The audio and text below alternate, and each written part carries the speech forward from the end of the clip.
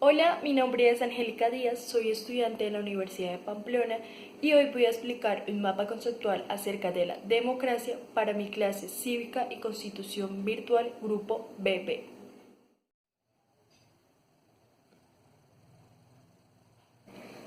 Para comenzar a hablar de democracia, primero que todo tenemos que dar su definición, y esta se supone que es una forma de gobierno en donde los ciudadanos tienen el poder.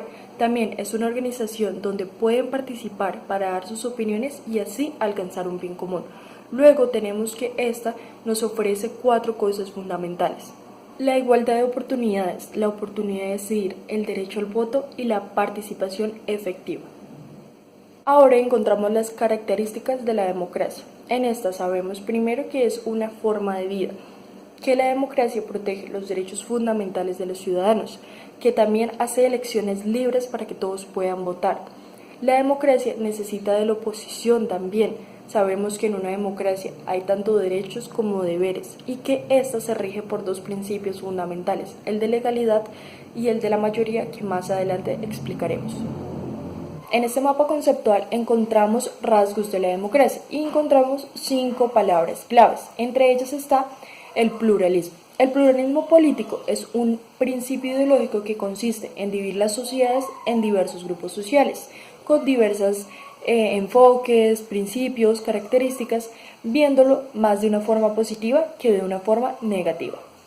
Encontramos como otra palabra clave la competencia. Esto implica que las diversas ideologías sociales puedan acceder al poder del Estado, y para esto se necesita reglas claras, la dispersión del poder y que éste se pueda rotar.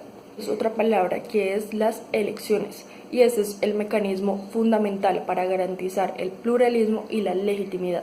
También encontramos el principio de la mayoría, que, como su propio nombre lo dice, en política es cuando el grupo gana por mayor número de votos. Y por último tenemos como palabra clave el constitucionalismo, que es cuando se busca que se organice un Estado en base a una ley suprema.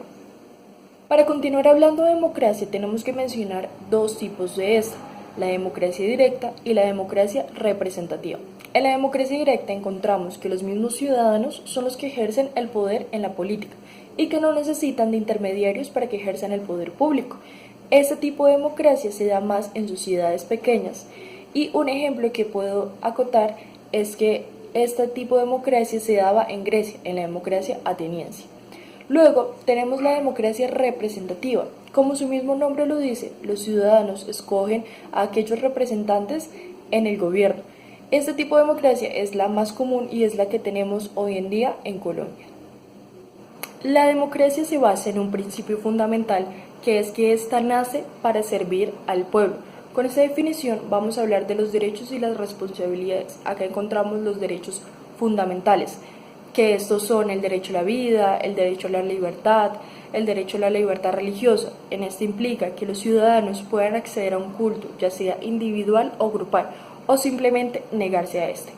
También encontramos en las responsabilidades que los ciudadanos por mínimo deben estar informados de lo que sucede en su país, ya sea por cuestiones de votos políticos, para que sepan por quién votar. Y también algunos ciudadanos tienen responsabilidades como pertenecer a un jurado o prestar servicio militar. En una democracia encontramos el Estado y encontramos el principio del Estado de Derecho. Eso significa que tanto gobernantes como ciudadanos están sometidos bajo la misma ley. El Estado de Derecho protege derechos como los derechos políticos, económicos y sociales fundamentales, pero también protege a los ciudadanos de la tiranía. Entonces, esto significa que tanto ciudadanos como gobernantes, ya sea el presidente, están sometidos bajo la misma ley y ninguno va por encima de esta. Entonces, en la democracia tenemos que hablar de un instrumento fundamental, que es la Constitución. Esta tiene como objetivo marcar las obligaciones del Estado y también los límites del poder de esta. La democracia define las obligaciones y las aspiraciones de los ciudadanos para así encontrar un bien común. También tenemos que decir que entonces la democracia es definida como la ley suprema, y esto significa que tanto gobernantes como ciudadanos, o gobernantes como el presidente y ciudadanos del común, están regidos por la misma ley de la Constitución. democracia encontramos tres pilares fundamentales que son las tres ramas del poder público. En estas se encuentra la rama ejecutiva, la cual encontramos el presidente a cargo. Esta se encarga de gestionar las políticas públicas y administrar los recursos de la nación. Luego encontramos el poder legislativo, donde vemos las dos cámaras del Congreso, el Senado y la Cámara de Representantes. Estos se encargan de hacer velar los derechos y deberes de los ciudadanos. Y luego, por último, encontramos el Poder Judicial, donde se encuentra la Corte Suprema. Esta es la encargada de hacer velar la justicia y de llevar a la cárcel a los que la incumplen.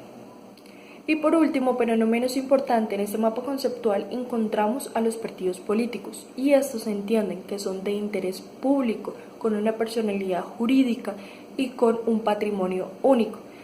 En estos partidos políticos encontramos grupos, y estos grupos son encargados de promover a su candidato. Y cuando estos grupos y este candidato ya están conformados, su objetivo principal es promover a los ciudadanos a la participación política.